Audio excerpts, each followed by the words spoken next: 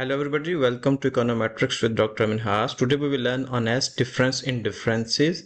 We will learn that why do we need honest difference in differences, the limitations of traditional DID and what is honest DID, how honest DID works, then interpretation of the results, key takeaways, and finally we will use Stata to run this technique. Why do we need honest difference in differences? Actually, the traditional difference in differences as based on the parallel trend assumption says that in the absence of treatment, the treatment and control group would be followed the same trend over time. But this cannot be directly verified once the treatment begins. Why? Because when the treatment has been begun, we can just make an assumption about this line, that this line will go straight, this dotted line. We cannot measure it once the treatment has been applied. So this is the gap that honest difference in difference was designed to address, that how much violation from this counterfactual line can be tolerated by our results. What is actually honest DID? Honest DID is not a new DID estimator. Remember, it's a sensitivity analysis that evaluates how reliable your estimated treatment effect remains when the parallel trend assumption is only approximately, not perfectly true.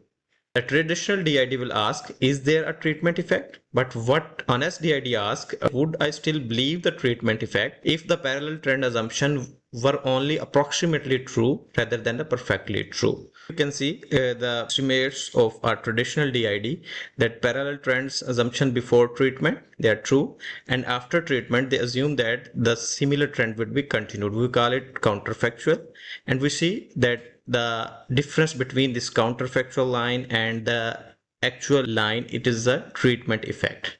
But honest DID says that what if the counterfactual line, this dotted line, deviates, it could be lower than this line, call it M, I will explain M briefly, and then either it could be go upward.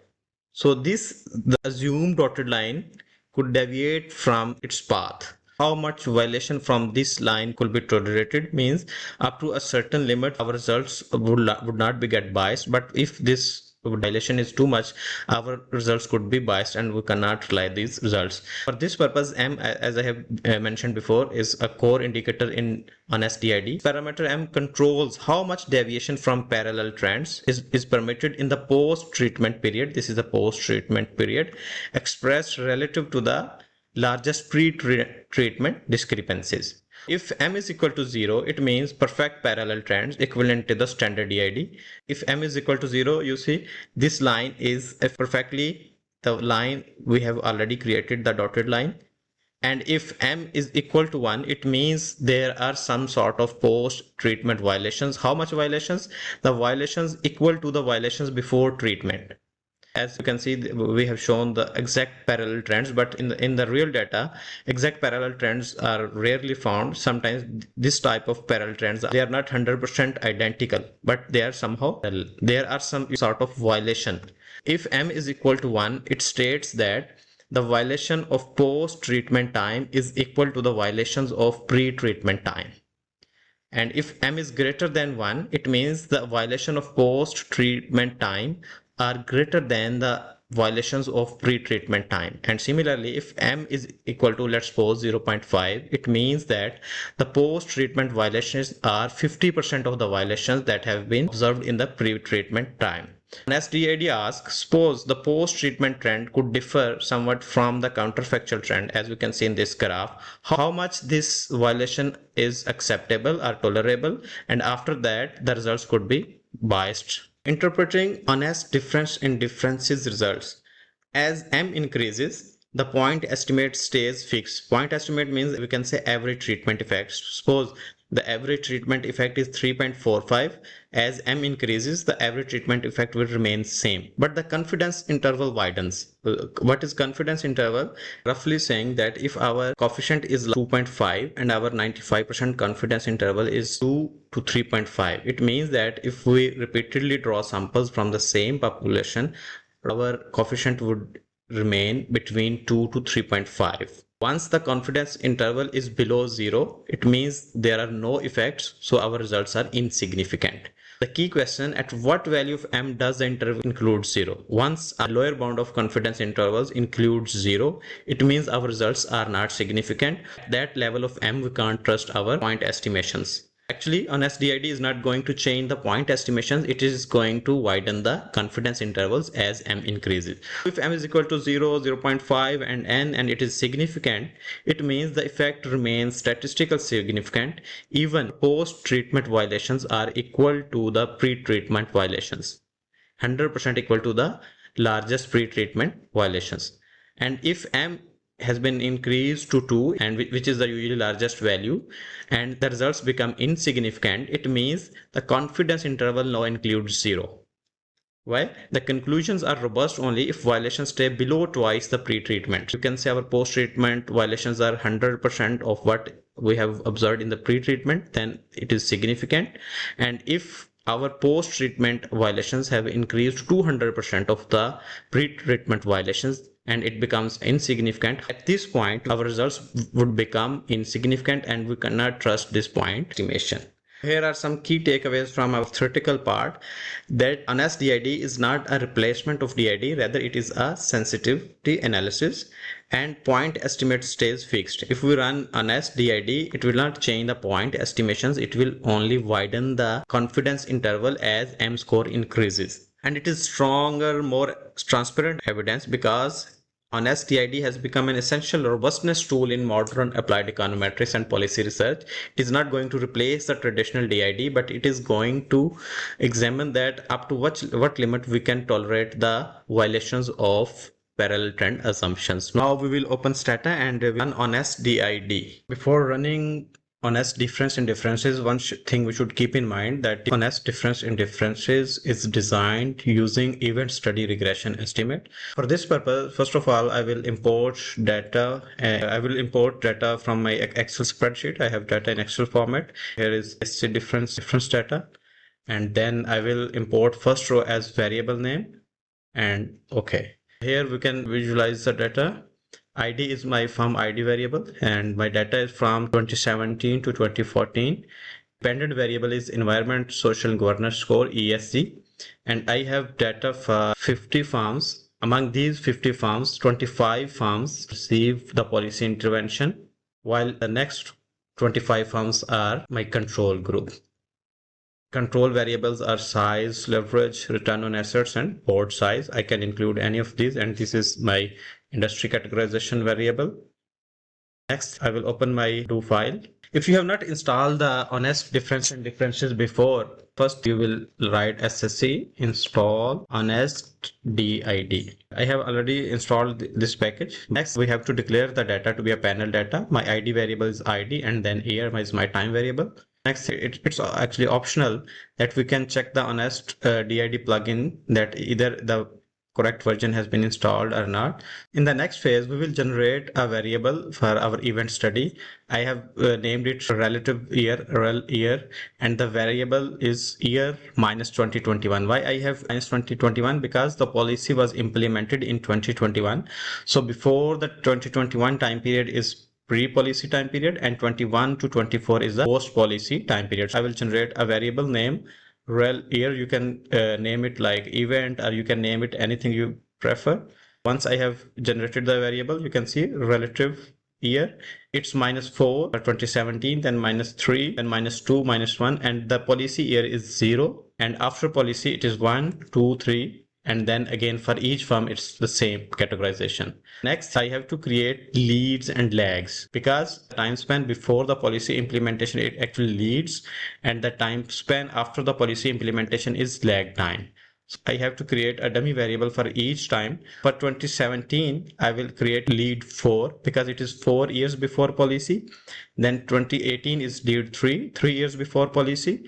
Then lead 2 is 2019.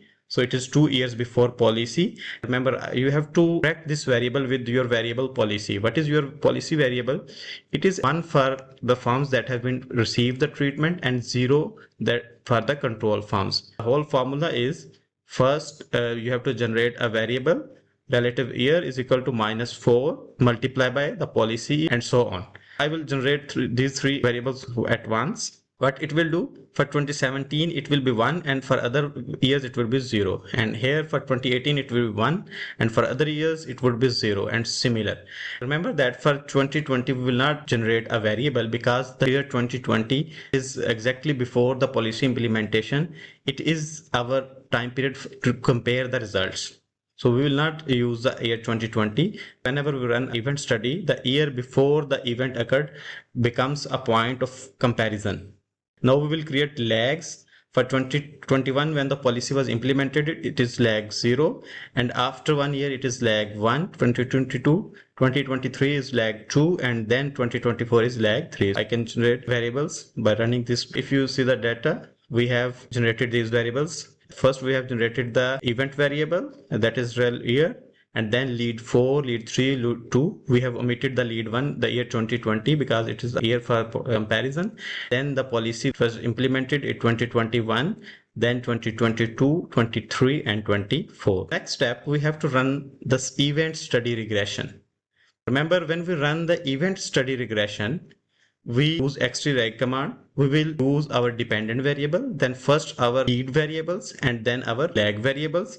And after that, we will use our control variables, as I have used 3 control variables: size, leverage, return on assets.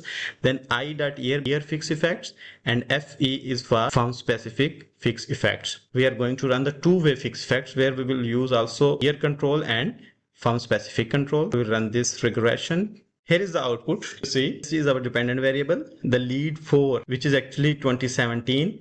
The P is insignificant. There is no difference between control and treated group. And similarly, until 2022, our all the values are insignificant. It means our treated and control group have parallel trends. Once the event is applied, the same insignificant results. Here, 2021, there is no difference between treated and control group, but in 2022 to 2024, there is a significant difference between treated and control group. For control variable, size has a significant positive impact on ESG. Similarly, leverage has a significant negative impact on ESG, while return on assets is found insignificantly related with ESG. Now, the results of our year fixed effects. Every year is significant: 2018 at 6%, then 2019, 2020, 2021, 23, 22, 24. All of the years are either significant at 6% or they are significant at 5% level. It means all of the effects are not because of the policy, but if our years are significant, it denotes that there is an overall tendency of firms to increase their ESG performance. So that's why we use year fixed facts to check if the whole impact is because of policy, or if it is an effect based on time and it's not specific to the treatment group.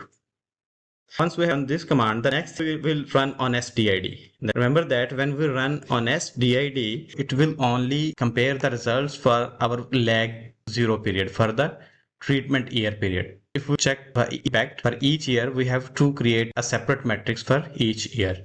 And then if we want to check the overall average impact, we will run this command. First of all, we will check the yearly impact, and then we will run the average treatment effects. By default, here we go. For the year 2021, here you can see that our confidence interval is in minus. Original means that these results are for our traditional DID model, where we assume that our data holds the parallel trend assumption. Lower bound of confidence interval, it is negative, and upper bound is positive. Once our lower bound is negative, it means that our coefficient could be 0, so our results are insignificant. And similar evidence you can see our results that for lag 1, the policy has insignificant impact. That once the policy have been implemented in the same year, it has not any differential impact on the treated group. So our results are insignificant. And if our post-treatment deviation is increasing, it is further in crossing the 0 line. And so for year 2021, we could say that our results are insignificant. Our policy has insignificant impact on the treated group. But for 2022, we will create this matrix. For this 0 is for 21, for 22 it's 1, and 23 and 24 again it's 0. To save time, we are going to run both commands. You can see that for year 2022, our original results, means our traditional DID estimates that does not include zero. So if we look at the graph, it shows that our traditional DID does not include the zero, so our results are significant. And if our M is 0.5, what does it mean by 0.5? It means that if our post-treatment violations are 50% of the violations that have been observed in the pre-treatment time, then still our lower and upper bound is positive, so our results are significant. But if our violation is 1, M is 1, it means our violations are 100% of the violations we have observed before the treatment time, then our lower bound is negative. From here, our results are insignificant, or we can say we cannot completely rely on our findings if our violation is at 1. Similarly, we can run this command for year 2023.